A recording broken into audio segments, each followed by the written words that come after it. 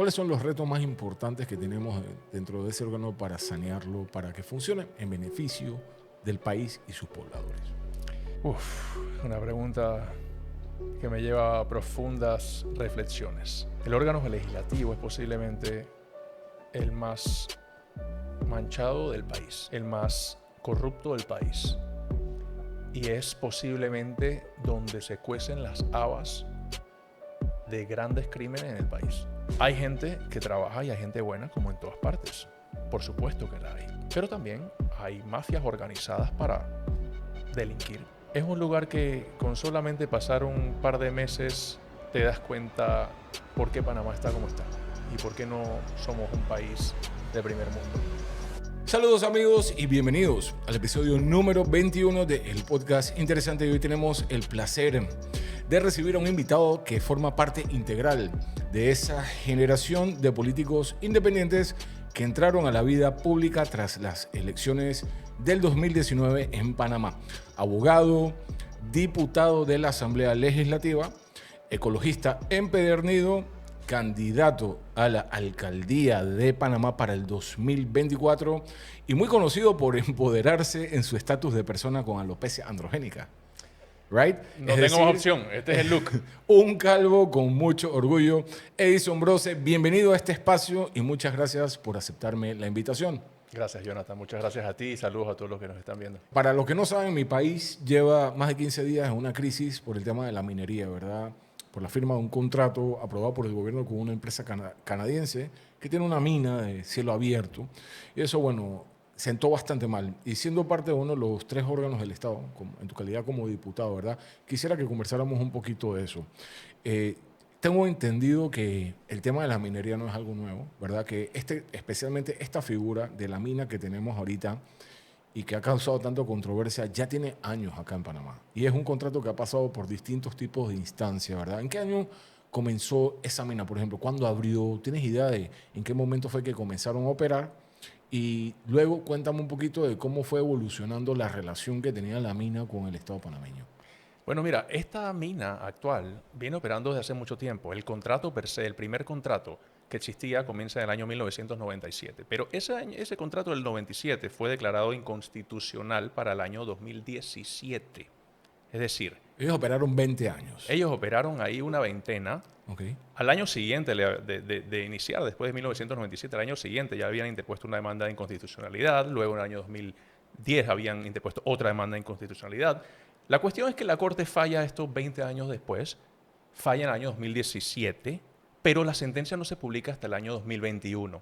Entonces prácticamente la empresa que hoy opera la mina fue una empresa que adquirió o compró esas operaciones en medio de un estado litigioso, es decir, en medio de una demanda que se había interpuesto ya de inconstitucionalidad, sabiendo lo que se supone, el riesgo que supone adquirir la mina como estaba. Entonces, este gobierno hereda, digamos, desde un punto de vista, una situación donde se necesitaba definir el rumbo de cómo iba a operar esa mina. Si cerraba la mina, se acataba el fallo y se buscaban planteamientos de renegociación con la mina para establecer un plan de cierre, para establecer algunos términos, para establecer sobre todo el beneficio superior para Panamá. Y pues el problema que ha ocurrido acá es que ha sido todo llevado de una manera muy responsable, muy inconsulta, una manera poco participativa, donde la población siente que ha sido completamente ignorada. No solamente la población, incluso dentro de las instancias, porque esto es un contrato, el actual, que está vigente en este momento, es un contrato que fue llevado a la Asamblea un día y 3 días después ya estaba aprobado y sancionado. Sí, duró como 4 días todo el proceso. Prácticamente 4 días. Ese rumbo meteórico no se había visto nunca. Nunca, por lo menos yo en la experiencia que tengo como diputado, no había visto una ley que gozara de tal celeridad como esta. Y sobre todo de empujar una discusión que amarra al país por 40 años, donde ni siquiera se le ha consultado a las personas si la gente quiere tener un país dedicado a la minería o no. Un contrato donde ni siquiera los que están discutiendo el contrato conocían los términos del contrato. No hubo el tiempo razonable para poder estudiarse ese contrato. Entonces, ¿cómo cómo dentro de una democracia que se respeta, en qué país con una democracia que se respeta, tú llevas un contrato, le das la espalda a la gente, lo apruebas, lo sancionas y lo haces ley. Eso realmente fue la gota que derramó la copa y que ha llevado al país a una serie de convulsiones sociales importantes, cuyo detonante ha sido el contrato minero, pero no es la única razón. Panamá está cansado de la clase política corrupta, donde prevalece el favoritismo, el clientelismo, donde un día dicen algo, mañana dicen otra cuestión, porque quiero recordar aquí que parte de los responsables y cómplices también son los colegas diputados, varios que estuvieron a favor de esto. Y algo sorprendente es que un día estaban a favor, o un día estaban en contra. Un día estaban en contra y al día siguiente estaban a favor. Fue un cambio de posición súper inesperado.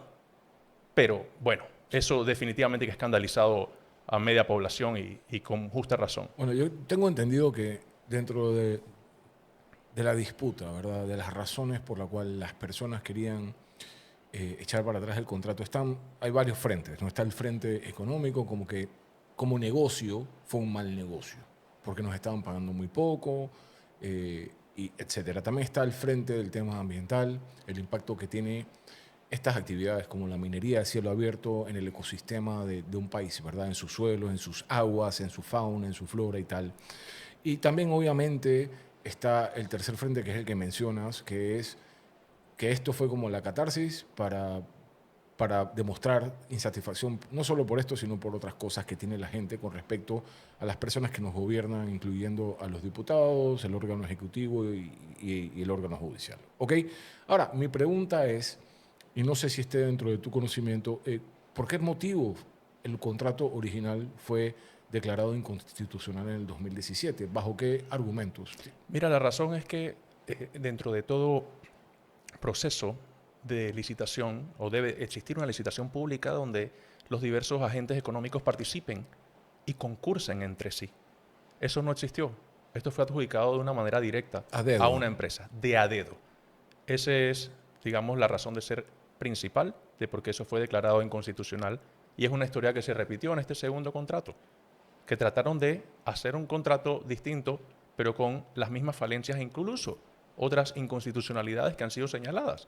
Por ejemplo, es una empresa cuyos accionistas, hasta un 40 y tanto por ciento, son accionistas de gobiernos extranjeros. Es algo que prohíbe la Constitución de Panamá. Eso pone en peligro la soberanía de nuestro territorio. Claro, y sobre todo que en un país que se respeta hay que respetar la Carta Magna, que es la Constitución. ¿Cómo vas a hacer algo contrario a la Constitución? Eso por una parte, entre otras que han sido también presentadas. Pero también me causa mucha curiosidad, Edison, que dijiste que la primera sentencia de inconstitucionalidad cayó en el 2017. 20 años de operación estuvo ese contrato en litigio, demandado. Me imagino que las demandas entraron mucho previo a eso, pero se dio el fallo en el 2017. Exacto.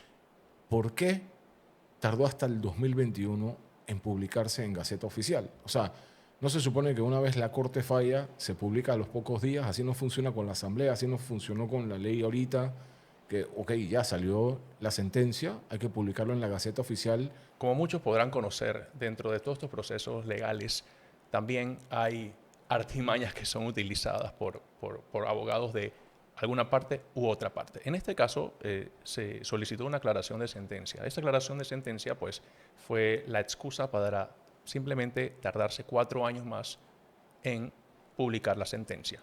Y en todo ese tiempo, pues, la empresa siguió operando. Incluso después de publicar la sentencia, la empresa siguió operando al margen de la ley sin tener un contrato. Y el gobierno lo sabía y la dejó operar. Y no estaba pagando un solo real al erario público panameño. Espérate, la minera estuvo trabajando 4 años sin pagarle al gobierno. Realmente los pagos eran ínfimos, porque el contrato anterior, si este es leonino, el anterior era peor. Era peor. O sea, el Estado prácticamente se bajaba los pantalones. No recibía nada en concepto de impuestos, a cambio de sus recursos naturales, y prácticamente era un contrato muy, muy perjudicial para Panamá. No pagó nada. Ok, y entonces en el 2021, ¿qué se publica en la Gaceta Oficial? ¿Cómo impacta la relación con la empresa? ¿Qué sucede en ese momento? Bueno, se hace la publicación. Desde ese momento, el contrato es declarado inconstitucional, por lo cual no tiene una validez. La empresa no tiene un sustento jurídico para poder seguir operando. No tiene una concesión vigente porque el contrato fue prácticamente invalidado. Y sí, lo lamentable es que el Estado no jugó su rol en ese momento. El Estado llamó una renegociación bastante inconsulta, en mi opinión, porque antes de presentar esos términos debió haber llamado a todos los sectores interesados. La ley de ambiente es una de las que establece precisamente la importancia de que en temas y proyectos, problemáticas ambientales, debe existir esa consulta ciudadana. Eso tampoco se dio. Y pues ya lo que acabamos de comentar previamente de cómo fue un proceso tan accidentado, un proceso a espaldas de los actores. Ahora, si en el 2021 ya está publicado en Gaceta Oficial que el contrato era inconstitucional, ¿no se supone que la mina debe parar inmediatamente todo tipo de actividad hasta que se resuelva ese hiato que tiene con el gobierno? Pero la mina ha seguido operando sin parar desde el La 2021. mina siguió operando en todo momento. Debió haber suspendido, el gobierno debieron haber acatado el fallo. La Corte debió haber jugado también un papel ahí de mandatar que se acatara el fallo. Eso no sucedió y la mina siguió operando. ¿Qué impacto ha tenido la operación de la mina directamente en el tema ecológico en Panamá? Mira, la minería a cielo abierto es perjudicial. Eso de minería sostenible a cielo abierto es realmente Un oxímoron. Sí, exacto, es un oxímoron. Eh, Esto pone en riesgo lo que son las fuentes de aguas. Las fuentes de agua de todos estos pueblos, que muchos de estos pueblos ni siquiera tienen los acueductos que tenemos en la ciudad. Muchos de ellos consumen su agua de pozo, consumen su agua de los ríos, pero si tú contaminas el agua, si contaminas la tierra, no tienes dónde sembrar, no tienes dónde vivir, no tienes agua para alimentarte. Todos los metales pesados que genera esa actividad minera, eso va a las precipitaciones, va a las lluvias, contamina, desplazas comunidades, alteras lo que es la biodiversidad. Panamá es uno de los países más ricos en biodiversidad del mundo, que mi opinión es que Panamá tiene un potencial importantísimo que debería explotar, como está haciendo nuestro vecino Costa Rica, que es un país que ha promovido el ecoturismo, ha promovido que personas de todas partes del mundo puedan conocer las bellezas que ahí existen, pues en Panamá también existen. Es riquísimo. Entonces, ¿cómo agarrar un país como Panamá y dedicarlo a minería? Eso es una contradicción, sobre todo al desarrollo planificado, un desarrollo con visión que debería tener nuestro país. Entonces, eso desde el punto de vista ambiental, sin entrar en los temas económicos, porque en los temas económicos también considero que hay una serie de falencias. Lo que se pretendía percibir por la mina a cambio de todos nuestros recursos, considero que no es conveniente tampoco para Panamá. 5% del Producto Interno Bruto. Esa cifra la he visto consistentemente la última semana, las últimas 2 semanas en los medios de comunicación. Bueno, fíjate, en eso yo soy de la opinión que lo que ha estado dando no es insuficiente. Para mí es insuficiente, uno, y sobre todo si nosotros contabilizamos cuánto se va a perder en términos de agua, en términos de calidad de aire, en términos de salud. Si nosotros le ponemos un precio a eso, yo siento que estamos entregando muchas vidas. También el Canal de Panamá. Escuché que el agua que se utiliza, la necesidad de consumo de agua de una operación como esta, le puede quitar recursos al Canal de Panamá, que presentemente tengo entendido que por el fenómeno del Niño está pasando como una crisis hídrica. Sí, Panamá ha venido sufriendo este tipo de oscilaciones en lo que son las lluvias, que el Canal de Panamá incluso tuvo la necesidad de imponer lo que es la tasa de agua dulce. Eso fue una medida que impusieron en el ¿Qué año es eso? 2020.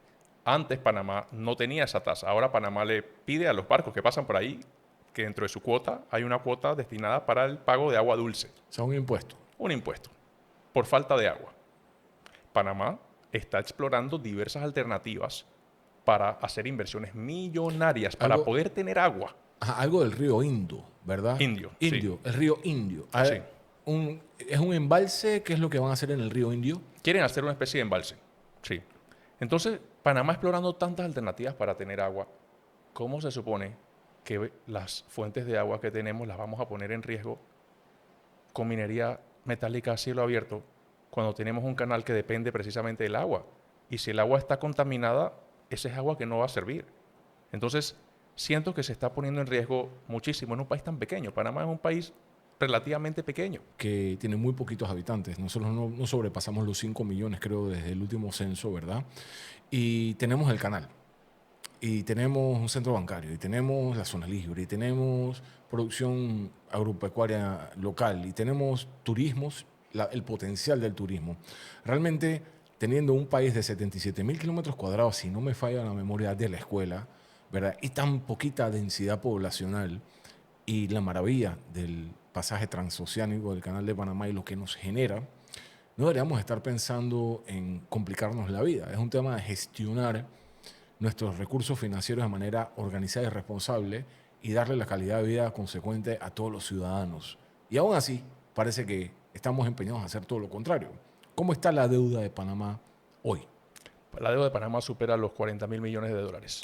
¿Por qué? En este gobierno solamente se ha aumentado cerca de 20.000 millones de dólares, lo que es una cifra exagerada y es una cifra que cuando nosotros vemos en qué se va el dinero es escandaloso.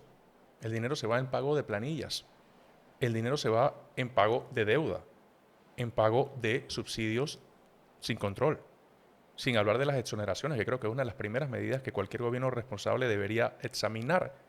¿Cuáles son los sectores exonerados? Porque aquí hay un montón de exoneraciones que yo personalmente, en interlocuciones con el Ministerio de Economía y Finanzas he preguntado, ¿usted tiene un inventario de todas las exoneraciones que tiene en Panamá? Y me han dicho que no, no lo tienen. Entonces, sería responsable analizar en qué se está yendo el dinero. Solamente en el pago de planillas son 6.000 millones de dólares anualmente. 6.000 millones de dólares para quienes nos están viendo. Eso es, prácticamente se va 3 veces lo que hizo el Canal de Panamá en el año 2020. Sí. 3 veces lo que hizo el Canal de Panamá. Es decir, los fondos del Canal de Panamá ya están totalmente comprometidos para pagar la planilla estatal. Y ahí no hemos metido todavía la problemática de la Caja de Seguro Social. Solamente la Caja de Seguro Social, en el pago del programa IBM, se va 2.4 mil millones de dólares, que eso es lo que genera el Canal de Panamá en un año. La conversación que tuvimos previo hace unos minutos tiene sentido si no han comenzado a acabar. No quiero minería. Ok, no le conviene a Panamá. No hagamos contrato. El problema es que ya la minería está hecha. Ya, lleva años cavando. Entonces, hay un plan de reforestación que se contempló ahí. Hay un tema de limpieza. Cuando uno cierra una mina, tengo entendido que no es solamente un tema de echarle tierra y olvidarse, ¿ok? Es un tema bien complejo. ¿En qué situación queda parado Panamá ahorita? Que estamos con una mina abierta, si el contrato se clausura o se... Claro, mira, mi opinión personal es que el cierre de la mina tiene que ser un cierre gradual, un cierre progresivo. No es que hoy se finaliza el contrato y mañana eso nos los dejan así porque estarían dejando un desastre ecológico. Esto hay que programar un cierre con la mina, en una renegociación. Esa es parte de las salidas que yo vería una vez se declare el contrato inconstitucional. La mina, actualmente, el territorio que establece el contrato es de 12.955 hectáreas. Esos son 12.000 estadios de fútbol, para los que nos están escuchando. Más de 12.000 estadios de fútbol juntos. Actualmente han deforestado cerca de 7.000 estadios de fútbol. Es decir que, bueno, un poco menos de la mitad, pero bastante les falta por deforestar. ¿Cuánto se ha reforestado? Ni siquiera el 50% de eso se ha reforestado. Muy poco. Menos de 3.000 hectáreas actualmente. Por lo cual, si bien se ha iniciado, hay muchísimo más que está en juego, que podría dejar de existir y podría tener un impacto importante desde el punto de vista social, ambiental, económico. Por lo cual, aquí esto nos ha dejado en pocas salidas. Actualmente, la Corte Suprema de Justicia tiene en sus manos demandas de inconstitucionalidad. Eso es presentado por la sociedad civil. Por la sociedad civil. Lo que da esperanza es que se han manifestado. Ha habido manifestaciones públicas, incluso por parte de la Corte, que eso es algo bastante inusual. El secretario general encargado de la Corte dijo, estamos viendo el tema con celeridad. El procurador general de la Administración y de la Nación, ambos ya contestaron. Ellos tenían un término de 10 días, no utilizaron el término de 10 días. En pocos días ya tenían una respuesta. Es decir, que estamos viendo indicios que nos hacen pensar que la Corte está trabajando tomando en cuenta toda la situación. El contexto. que se está viviendo en Panamá, que no es algo menor, no es despreciable y por lo tanto amerita la celeridad y la importancia. Yo creo que desde el 64, con los mártires, en la recuperación del Canal de Panamá, desde el 89, con la Cruzada Civilista, ¿verdad? ¿Y qué otra manifestación Yo de no esta estaba vivo en calibre? ninguna de las dos, Sí, pero sí sé que pero esta están es... en YouTube los videos. Bueno, Y eran masivas. Y también creo que lo más cercano a eso que vimos estos últimos 15 días fue en el 2019, no, en el 2010. La ley Chorizo, creo. ¿Te acuerdas? ujú, Eso fue en el gobierno de Ricardo Martinelli. En Bocas del Toro hubo manifestaciones muy fuertes, donde correcto. murió gente reprimida, ¿verdad? Pero esta vez se sintió diferente.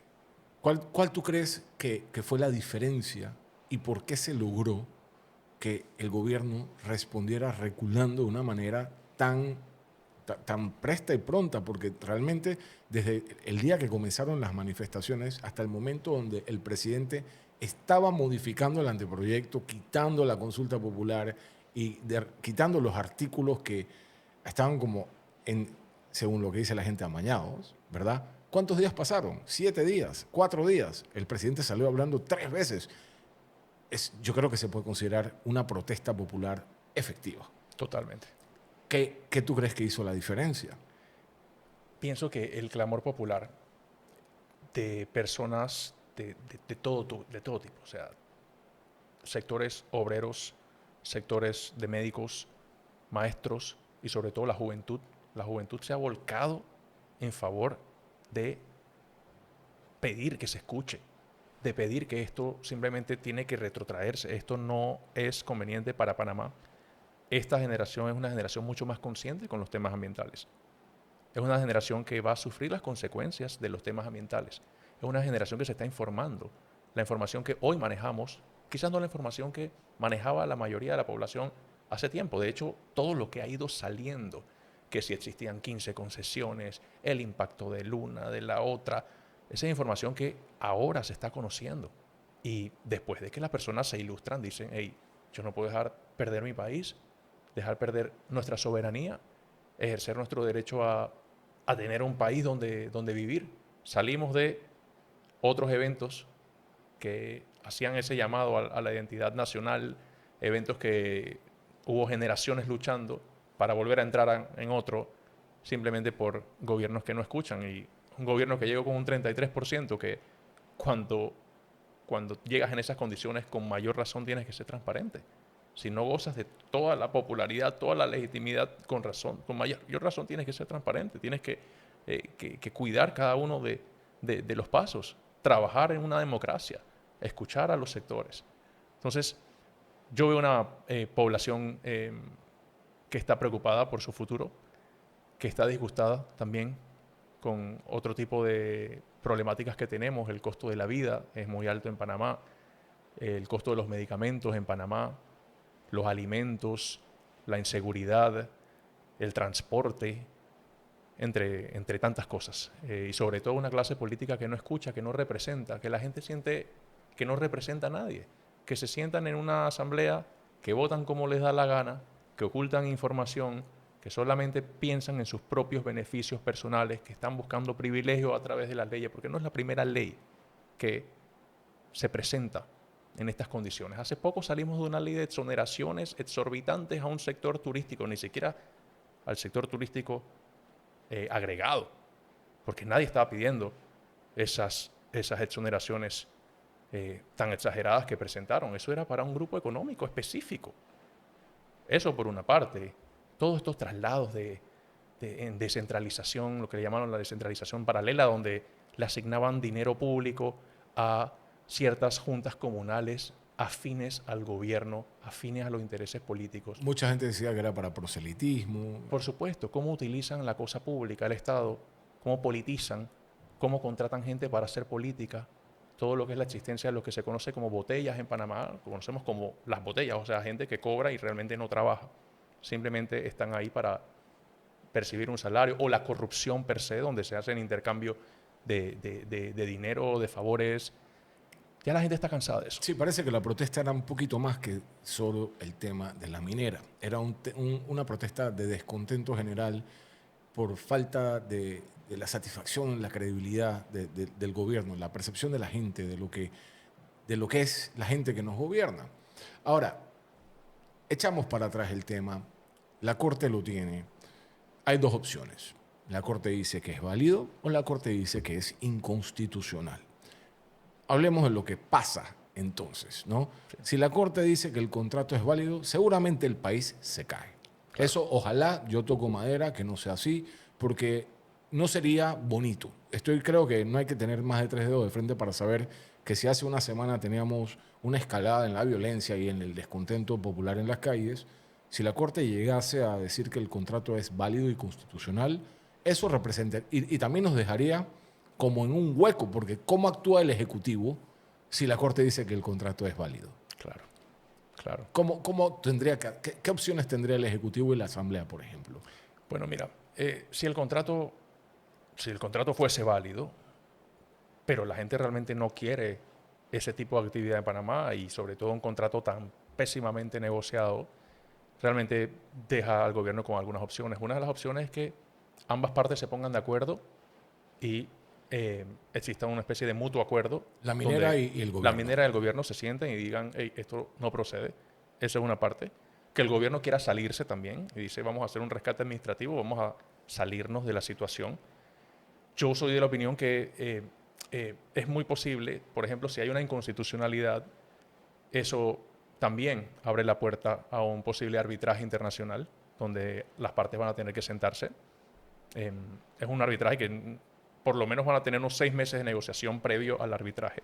¿Cuáles son las entidades internacionales encargadas de mediar este tipo de conflictos? Eso es arbitraje internacional. Eso está pactado entre ambas partes en el acuerdo, en el contrato. El contrato establece que si existe algún tipo de disputa entre alguna de las partes, se tienen que ir a un arbitraje internacional. Ahí se determinará, conforme a los alegatos de cada uno. Si el gobierno de Panamá dice, a mí no me da la gana de pagarte nada, obviamente lo primero que se me viene a la mente es calificaciones de riesgo y estas entidades internacionales nos bajarían la calificación porque somos un Estado totalitario, autoritario, sin libertad financiera y nos castigarían y eso va a ahuyentar la inversión. No, mira, yo ahí te diría que sería no solo algo irresponsable, sino que tendría problemas de proporciones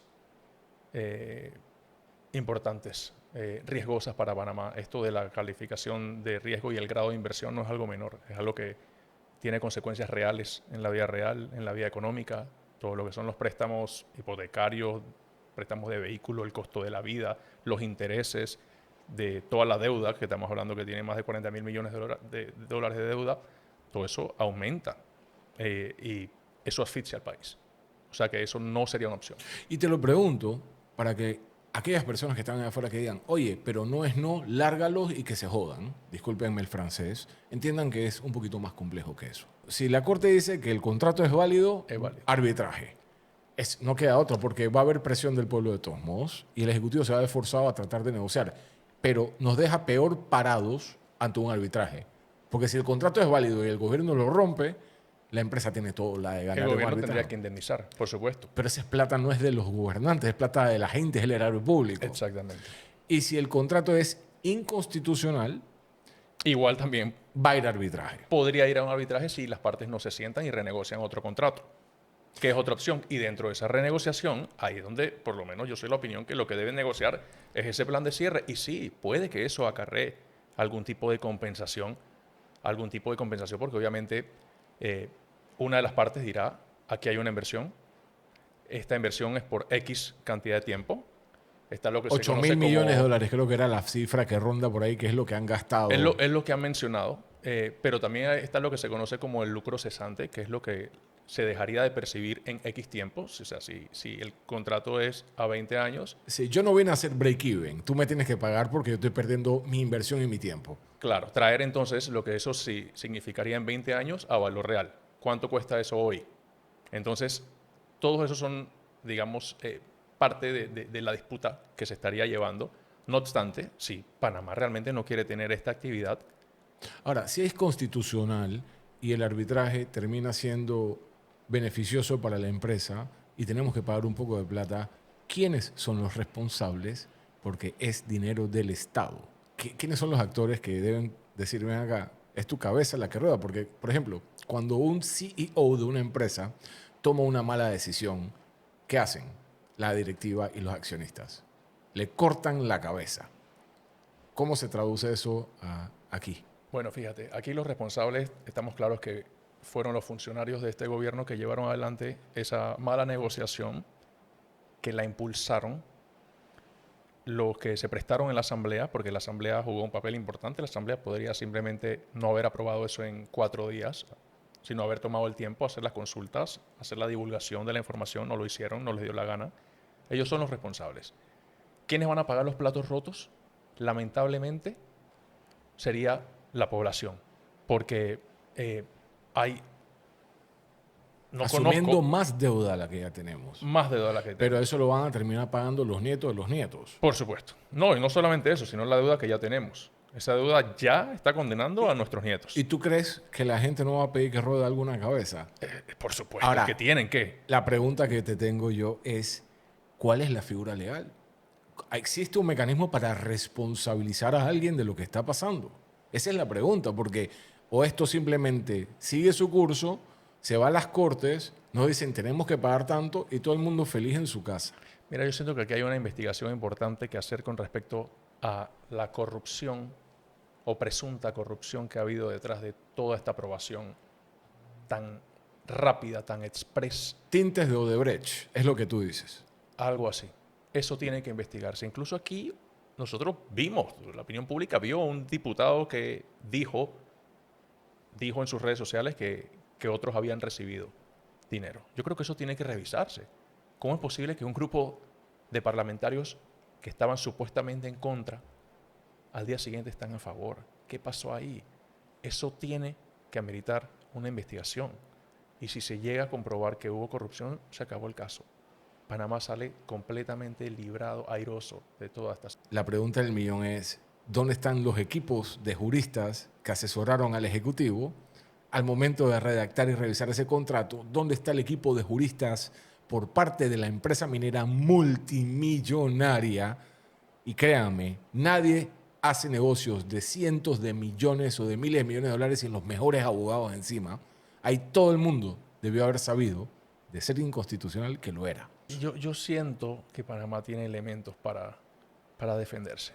Yo siento que Panamá tiene Siempre y cuando elementos. sea anticonstitucional el contrato. Si es inconstitucional, sí, claro. Y Inconstitucional. que siento que esto ha sido llevado al lado por los cabellos. Ha habido una mala fe.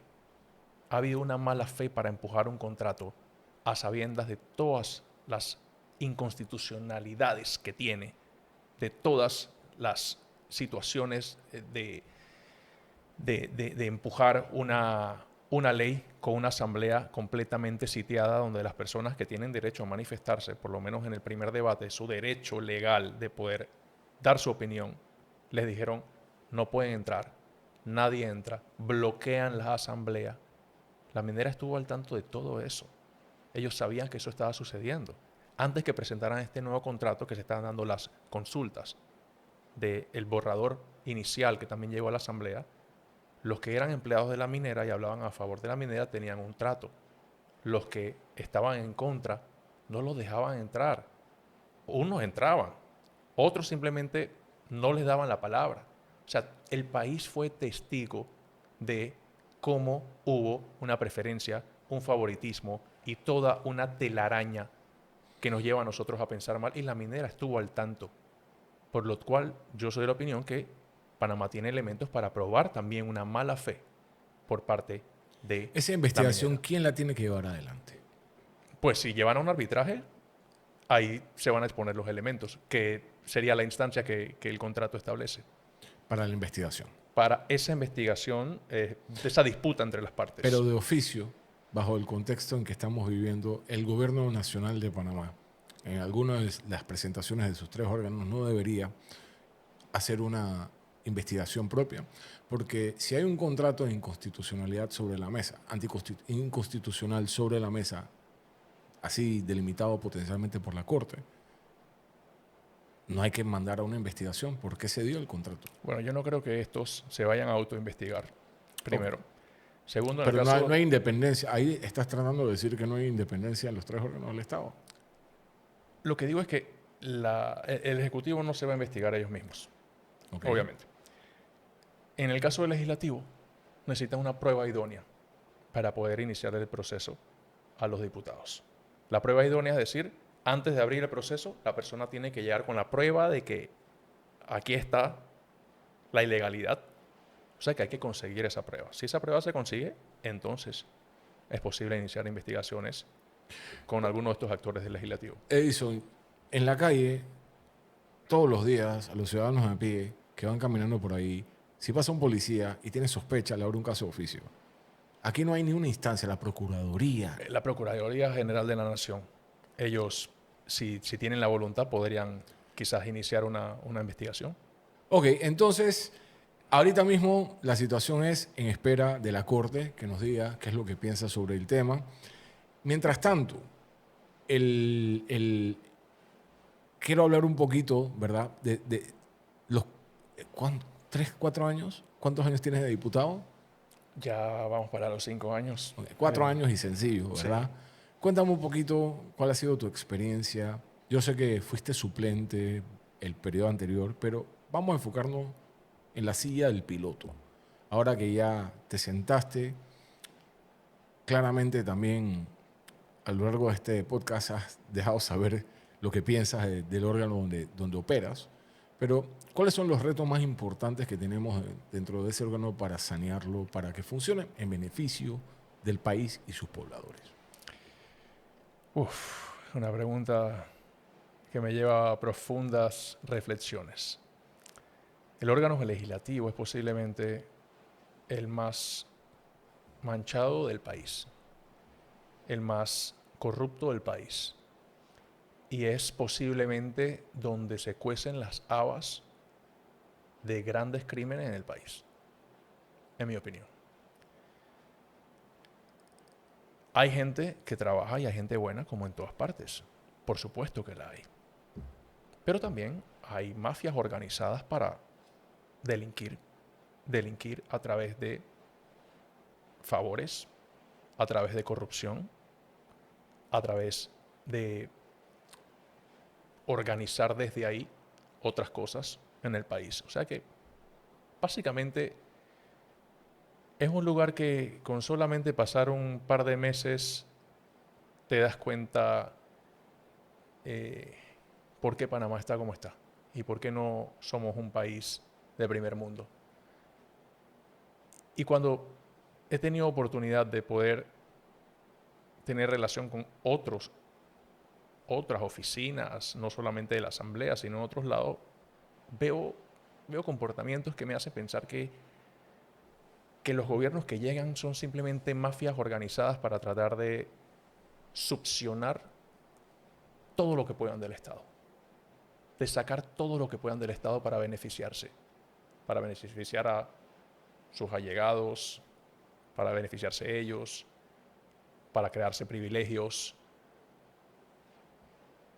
Y así obviamente que es difícil para un país prosperar, porque no tiene instituciones sólidas, no tiene instituciones bajo lo que se debería ser un Estado de derecho, un Estado donde uno tenga certeza de que la ley es la ley para todos. Sin embargo, aquí quienes hacen la ley no la cumplen. La ley la hacen para que la cumplan otros y muchas veces hacen leyes que ni siquiera deberían de ser leyes, leyes moralmente malas, leyes corruptas, leyes que crean beneficios para unos. Por ejemplo, hablamos antes de empezar sobre la ley electoral. La ley electoral es un ejemplo de cómo la trampa no se hace solamente el día de la elección, sino que la hacen desde que están configurando la ley. Están haciendo la ley precisamente para que gente que tiene posibilidades no llegue. Todo el sistema, yo he tenido experiencia buscando firmas, creando los equipos dentro de la asamblea y he podido he podido mirar, he podido tener momentos de frustración en diversas etapas. Sin embargo, yo tengo esperanza en esas personas que están allá afuera, esas personas que están deseosos de un Panamá de mayor prosperidad, de un Panamá donde exista ley, exista igualdad ante la ley, de un Panamá donde se respete el libre mercado, algo que yo siento que nos está llevando a nosotros a un problema mayor, porque ¿cómo puede existir libre mercado cuando el Estado le mete la mano cuando quiera para favorecer a unos? ¿Cómo puede existir libre mercado cuando se le adjudica directamente a una empresa simplemente porque tiene conexiones con el poder? Eso no es libre mercado. ¿Cómo puede existir libre mercado cuando se crean distorsiones favoreciendo a una clase política, por ejemplo, estableciendo un subsidio, pero que el subsidio es entregado de una manera selectiva? Aquí ya lo vimos con el famoso vale digital. Vale digital lo recibían por mucho tiempo personas conectadas. Eso no es un libre mercado. ¿Por qué razón existe de la manera en la presentación que existe hoy? ¿Dónde nace la capacidad que tienen los diputados viviendo en un estado que se supone que es un estado de derecho, de operar de esa manera sin que haya consecuencias? ¿Y cómo se cambia? Yo pienso que se cambia entrando al sistema, organizando bien cómo va a ser esa entrada al sistema de los próximos actores y logrando una mayoría. Eso quizás no se hace de la noche a la mañana, pero sí es posible. Eso por una parte. Por otra parte, ganar otros espacios. Yo estoy seguro que cuando gane la alcaldía, habrá ahí un modelo de gestión distinto que va a mandar un mensaje muy claro al resto del país de que se puede operar sin politización, de que se puede operar utilizando el dinero de la gente en las obras para la gente, no obras para los allegados, que se puede gestionar bien. Antes de que me hables de la alcaldía, porque te voy a preguntar de eso, ¿ok? Quiero terminar de cerrar el capítulo de la asamblea. Como te mencioné, ¿qué es lo que hay que cambiar, además de poner la gente? ¿Qué permite que ellos operen de la manera que operan, Edison, y que sea aparentemente dentro del marco de la ley? O sea, ¿cuáles son las leyes que hay que cambiar? ¿Qué hay que hacer para que esa corrupción deje de existir? O sea, o me estás diciendo que no importa cuáles sean las leyes, siempre van a encontrar la manera porque son los actores el problema. Eso es lo que no entiendo. Fíjate, yo pienso que hace un rato te hablé de esto de la prueba idónea. Yo pienso que ese puede ser un punto de partida. Porque sea cualquier mortal, tú lo puedes investigar. Porque eres la autoridad del Estado y puedes investigar si está haciendo bien o está haciendo mal. Pero para investigar a un diputado tú tienes que tener la prueba ya. Tú tienes que aportar la prueba antes de iniciar la investigación. Eso tú no lo haces en otra investigación. A cualquier mortal en este país lo pueden investigar. Iniciarle un proceso de oficio, investigarlo. Tú no necesitas aportar la prueba antes de. Entonces yo creo que quizás eliminando eso. Sí, a veces las pruebas se producen durante la investigación. A veces es parte natural del proceso. Cuando tú comienzas a investigar, van saliendo pruebas. En el caso de los diputados tienen este blindaje, pero yo tengo entendido que todos estos fueros y privilegios que tienen los diputados es para evitar coerción política y amedrentamiento en función de su tarea de legislar a favor del país. Eso es lo que tengo entendido, ¿no? Entonces, a los diputados no los puedes meter presos de la manera tradicional porque entonces el Ejecutivo puede presionarlos y es como para separar los poderes. Siempre ha sido la excusa. Ahora, pareciese que si usted es de las personas que piensa que es una verdad que vivimos un estado corrupto, bajo un país de alta corrupción, si esa es la verdad que uno acepta, entonces uno tiene que aceptar que los actores que están involucrados saben operar dentro del contexto legal, aprovechándose de todos los huecos que tiene la ley para hacer sus fechorías. Entonces a mí me causa curiosidad. ¿Cuáles son las leyes que les permiten a esos y qué hay que hacer para cambiarlas? Es que yo no estoy seguro que eso es una ley específica. Por ejemplo, toda esa corrupción de tener planillas exageradas o de tener botellas, la ley no les da permiso a eso, simplemente lo hacen. O sea, Pero- si tienen una planilla y contratan, ponte, $40,000 en planilla y les devuelven para atrás, la ley no establece que alguien pueda hacer eso, pero lo hacen. Pero tampoco establece que está prohibido hacerlo. ¿O sí? Eso es corrupción, Pero, pero lo hacen. pero entonces, ¿por qué no son debidamente juzgados por el órgano que los tiene que juzgar? Porque están bien organizados dentro. Porque está bien organizado. Porque es una mafia. Y nadie va, ninguno de esos que está en medio de toda esa maraña, O sea, ok, se va a hacer un tiro vamos al a pie. hacer un ejercicio aquí porque yo quiero que la gente entienda. De repente, esto puede comunicar un poquito tu frustración como diputado independiente, que has venido a tratar de hacer un cambio en el modus operandi de los órganos que están. De nuevo, yo no estoy diciendo que haya corrupción, estoy diciendo si operamos en ese entorno hipotético, porque no quiero que aquí nadie me demande, ¿ok? Digamos que este ejercicio hipotético, vivimos un mundo de corrupción, tú eres un diputado que no eres corrupto, vas a la asamblea y te das cuenta que hay estas botellas. ¿Cuál es el mecanismo para denunciarlo? Ahora te digo algo. Las La- planillas. Te digo algo. La corrupción que existe, ellos no la van a hacer delante de los que vamos a hablar. O sea, ellos no son bobos. Ellos no son bobos. El hecho que varios ahí, especialmente independientes, estemos opuestos a esas cosas, estemos trabajando dentro del mismo entorno, eso no quiere decir que ellos hacen las cosas en nuestras narices. Al contrario, muy por el contrario. Ni siquiera en lo más mínimo, en discusiones de pasillo. Yo me asomo a una discusión de pasillo y ya, hey, quédate callado, nadie habla. Eso es así. O sea, obviamente es imposible que tú digas, mira, lo están haciendo así, así, así. Es casi imposible. Entonces, lo que tú estás Eso está afirmando... bien, ellos lo tienen bien organizado. Pero tú, entonces, ¿cómo puedes afirmar que lo hacen? Dime cómo se justifica que, por ejemplo, la Asamblea se gaste $230 millones en un año si ni siquiera... ¿Dónde están esas 5.000 personas? ¿Dónde están esas 5.000 personas? Nosotros no las vemos. ¿Tú cómo se justifica eso? ¿Cómo se justifica que aquí gente tenga planillas de 20, 30, $40,000? Cuando digo planilla es que tienen supuestamente ese personal y tú ves la oficina vacía. ¿Dónde está esa gente?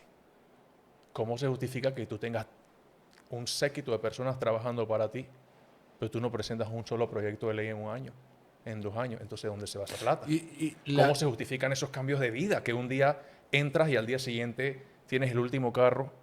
Pero no se supone 2 que le días hacen después tienes... auditorías a los diputados cuando entran y cuando salen. No se supone que es una ley. Ahora existe una ley de conflicto de intereses que habla sobre declaración de bienes patrimoniales y tal. Existe ahora. No obstante, ¿Desde cuándo? reciente, en este quinquenio. O sea que para el próximo quinquenio ya no vamos a tener, va a haber más fiscalización. Sí, sin embargo, en cuanto al resultado no estoy seguro que eso va a representar un elemento para encausar a alguien. Disuadorio, claro. Ellos van a escribir que tienen o que no tienen y van a escribir lo que les da la gana. Ok, y se supone que las comisiones, ustedes son una entidad autorregulada. ¿Ustedes tienen comisiones que pueden investigar a los diputados? ¿Entre ustedes mismos? No, entre nosotros no. Quien investiga a los diputados es la Corte, La Corte. por Constitución. Ok, pero la Corte, ¿cómo inicia un proceso para investigar? Tiene que ser con la prueba que mencionaste. Tiene que venir alguien con una prueba y decir, quiero poner esta denuncia. Exacto. Y entonces la Corte, o sea, primero evalúa la denuncia y después decide si levantar una o no una investigación formal. Exacto, y obviamente que si la Corte juzga a los diputados y los diputados juzgan a los magistrados, entonces ahí hay una relación que impide que cualquier investigación proceda. Porque ambas partes se juzgan el uno al otro. Entonces Puede eso haber hace un poco más difícil. Retaliación. O sea, Sí, la gente exacto. tiene miedo de pisar un callo mal porque después Exacto. le puede caer el problema a él. Te va a caer para atrás. Te amenazan, hazme y yo te haré. Exacto. Tú tienes... Pero entonces tantos por casos- diseño es imperfecto. Correcto, también. Eso habría que evaluarlo, ver cómo funcionan otras democracias. Esto viene de la mano de una constituyente. Eso es uno de los puntos que habría que analizar en una constituyente. ¿Y por qué todo el mundo que quiere la presidencia promete siempre una constituyente y por qué nunca la hace? Es que no es lo único que prometen y no cumplen. Siempre prometen y no cumplen. Ellos prometen de todo. Y a todos los niveles, no solamente candidatos presidenciales, candidatos a diputados prometiendo canchas sintéticas, parque y todo lo que la gente se puede imaginar, prometiendo cambios de vida. Y yo siento que algo que hace falta es mucha docencia de realmente qué hace cada cargo, cuáles son las funciones de cada cargo, cuáles son los resultados a esperar de cada cargo. Que las personas sepan que un diputado y un representante son dos funciones distintas, que un diputado y un alcalde son funciones distintas, que lo que va a entregar el alcalde al final de 5 años es distinto a lo que va a entregar el diputado después de 5 años. Si lo que se espera del puesto es algo diferente. Es algo distinto. Porque son distintas tareas. Y es algo que no se ha explicado. Y muchas veces, en muchas comunidades, las personas esperan lo mismo. Es decir, el que hizo la calle, el que hizo la acera o el que hizo el parque, alguien lo tiene que hacer. No me importa si es diputado, presidente, alcalde, representante. Alguien lo tiene que hacer. Mira, yo quiero entender una cosa aquí. Tú me dices a mí, el trabajo, la solución es meter más gente buena. Entonces explícame por qué te estás yendo. Pero es que yo estoy yéndome a una alcaldía. Pero- Porque vamos a recuperar esa alcaldía. Ok, pero ¿tú en algún momento pensaste reelegirte para tu curul? Realmente la decisión que tomé fue una decisión razonada. Decisión de postularme para alcalde.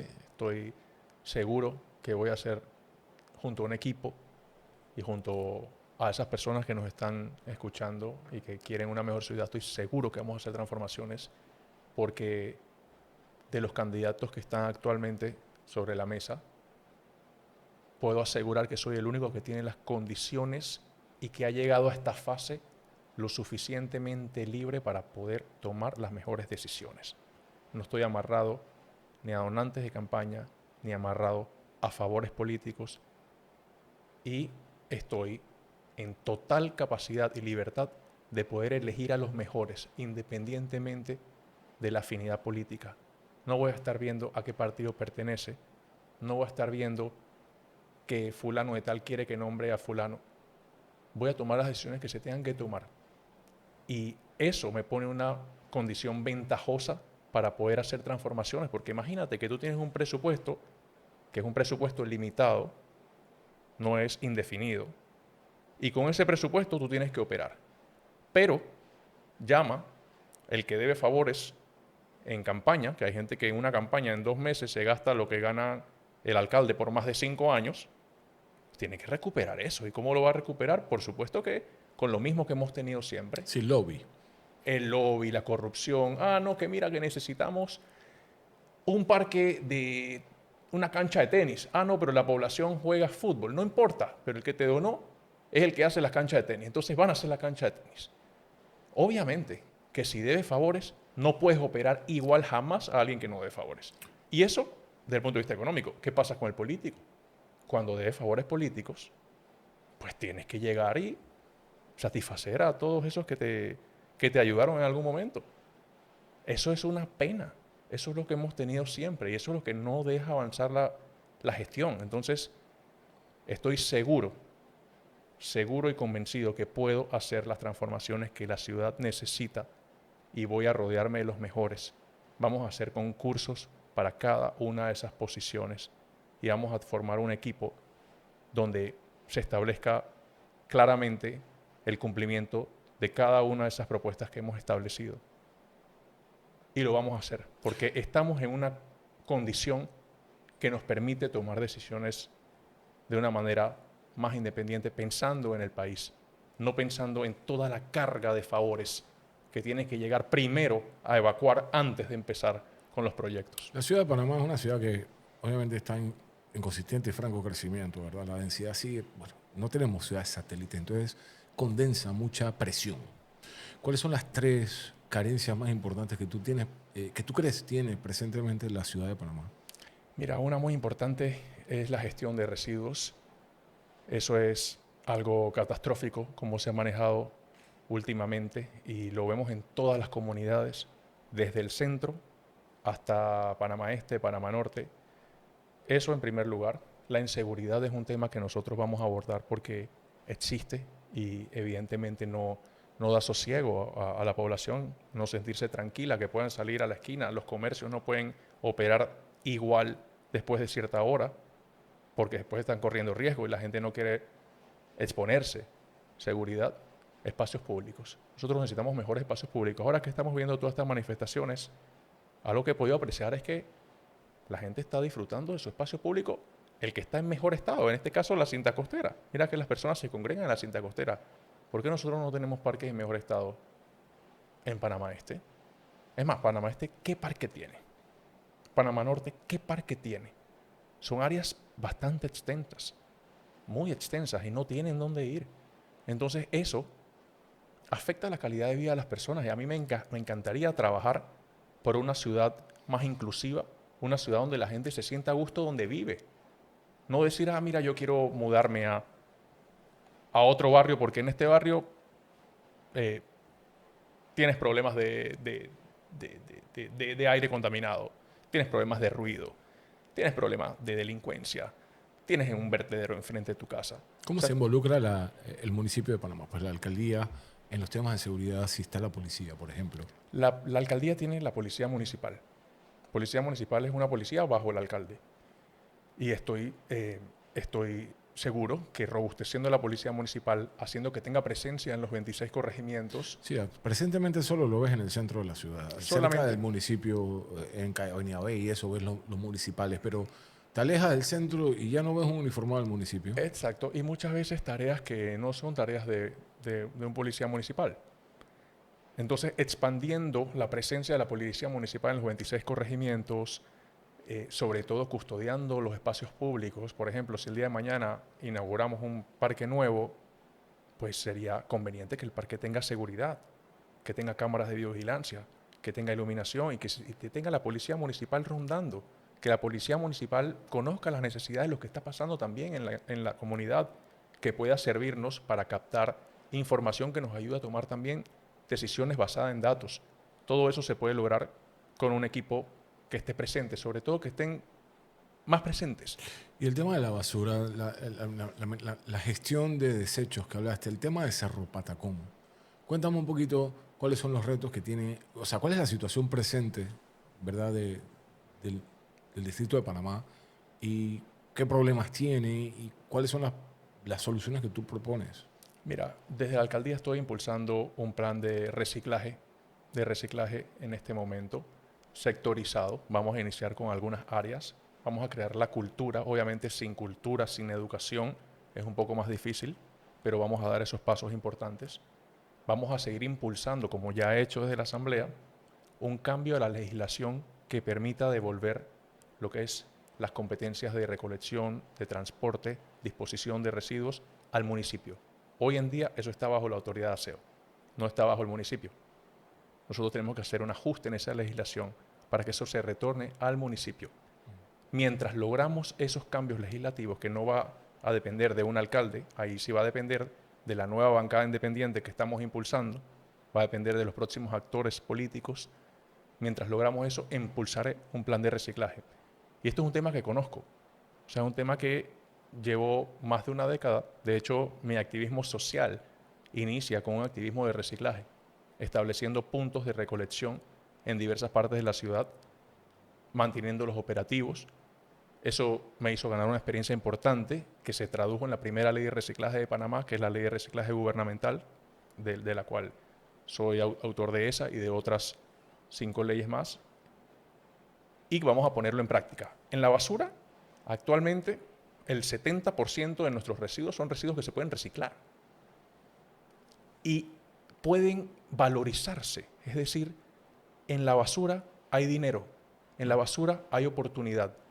Y no solamente crear conciencia, educación, reciclar, sino también abordar otra de las problemáticas que existe, que es la indigencia. Nosotros vemos cómo ha proliferado lo que son las personas en situación de calle. Hemos tenido la oportunidad de hacer visitas puntuales y ver cómo esa condición de calle y el reciclaje pueden converger. He visitado precisamente algunas fundaciones como por ejemplo Remar, fundaciones en Panamá Norte, de cómo integran a personas que están en situación de calle, personas indigentes, los integran a las tareas del reciclaje. Les dan un trabajo, les dan alimentación, les dan un techo. Eso puede reforzarse. Eso, la alcaldía podría involucrarse no solamente dotando a estas fundaciones de mayor recurso, porque de un tiempo para acá les cortaron el recurso, es decir, que tras que trabajan con las uñas no pueden, y eso tiene un impacto real, que obviamente si no tienen los recursos, son personas que van a volver a su situación, sino que también podría dotarlo de recursos humanos profesional, especialistas, psicólogos, personas especialistas en salud mental, que puedan tratar a estas personas dentro de estas facilidades, dentro de estas fundaciones. Entonces estoy seguro que trabajando en alianzas estratégicas también se pueden ir tocando gran parte y solventando gran parte de las problemáticas que tenemos. El tema de qué papel juega la alcaldía y el municipio, ¿verdad?, del Distrito de Panamá en el tema de la facilidad que tienen las personas de montar sus negocios, por ejemplo. El tema de los taxes, los impuestos que pone la alcaldía, la recolección tributaria y cómo podemos automatizar también para incentivar digo, qué parte de la economía es pequeña. Por ejemplo, en el Distrito de Panamá. ¿Cuánta gente está informalizada y cómo se puede formalizar? Dar incentivos para que entren en la economía un poquito más formal y que generen, a su vez, dinero que se pueda ser reinvertido en la ciudad, pero que no sea en detrimento de fomentar esa formalización con todo el peaje burocrático que hay actualmente, porque sacar permisos aquí en Panamá y montar un pequeño negocio a veces se presenta bastante difícil. ¿Qué papel juega dentro de tu propuesta esta dinamización para la gente? Mira, una de mis propuestas esenciales para poder cumplir las otras es la despolitización de la alcaldía. Y despolitizar incluye tener a las personas idóneas haciendo las tareas de una manera profesional y sin la corrupción, la coimeadera y los favores por debajo de la mesa. Eso va a ayudar a que exista mucha más confianza, a que un trámite que debe tardarte X tiempo, no te tarde 2, 3 meses donde la gente está perdiendo tiempo. El tiempo es dinero. Si nosotros logramos automatizar la mayor cantidad de procesos paulatinamente, gradualmente, tengo pensado abrir una oficina in-house para hacer esas tareas. Si nosotros logramos eso va a ayudar definitivamente al emprendedor. Si logramos recuperar esa confianza, porque algo muy importante en esto es la confianza, si logramos hacer alianzas estratégicas con el gobierno central igualmente, porque es una problemática tan compleja que una alcaldía no la va a cambiar de la noche a la mañana. Definitivamente el gobierno central debe jugar un papel importante ahí. Con medidas específicas, sobre todo la automatización, acortar los tiempos de respuesta y tener a la gente idónea, eso hace una diferencia. Eso no se logra de la noche a la mañana, pero cuando llegas con la posibilidad de hacer los cambios y con las condiciones, estoy seguro que se logra. Ya tú anunciaste compañero de fórmula. Sí. ¿Quién es? Antares Rodríguez. Antares es una ingeniera civil muy preparada, con maestría, con experiencia, sector público, sector privado. No es una persona popular. Yo no elijo, y como lo he dicho claramente desde el principio, no elijo equipo de trabajo basado en otras cosas, sino basado en la capacidad profesional, sobre todo con las tareas que tenemos. Queremos cambiar la ciudad, pues necesitamos de gente profesional que se involucre. Y es de Panamá Norte. ¿De Panamá Norte qué sector es? ¿San Isidro, eso? Ernesto Córdoba. Ernesto Córdoba. Sí. Bueno, entonces, al final del día me gustaría presentarte la cámara, ¿verdad? Para que le dejes saber a la gente que está ahí afuera por qué una alcaldía con Edison Brose sería diferente a una alcaldía de cualquiera de los otros candidatos. Puedes mirar a la cámara y dejarles tu mensaje. Bueno, Jonathan, muchas gracias. Y a todos los que nos están escuchando, tenemos una oportunidad de oro de tener una alcaldía independiente. Una alcaldía que tome decisiones en favor de las personas, una alcaldía donde los equipos de trabajo sean basados en capacidades, basados en preparación, donde no va a importar a qué partido político pertenezca. Una alcaldía donde va a existir un orden de prioridades, un plan que vamos a cumplir. Entonces, yo simplemente invitaría a que cada uno vea todas las opciones, porque al final uno tiene que tomar su propia decisión lo más razonable posible, vea la trayectoria, vea la preparación, vea la consistencia. Yo hablo mucho de transparencia, Jonathan. Yo puedo decir que yo publico mi planilla, es decir, que las personas que trabajan conmigo, eso es público, trabajan 2 personas. Puedo decir que sé administrar los fondos, sé hacer una campaña con muy pocos recursos, y si eso lo sé administrar hoy, igualmente, como he hecho hasta el momento, es lo mismo que vamos a hacer. Vamos a cuidar el dinero público como si fuera propio, a cuidarlo bien, a no estar despilfarrando dinero público y hacer las transformaciones. Este país necesita gente con mucha vocación que se involucren, y las puertas están abiertas para los que quieran sumarse y ayudarnos a hacer las transformaciones que Panamá necesita. Fabuloso, Edison. Bueno, ya saben, Edison Brose, en la descripción de este video les voy a dejar las redes sociales de Edison para que puedan ir y darle un vistazo a sus distintas propuestas y mensajes.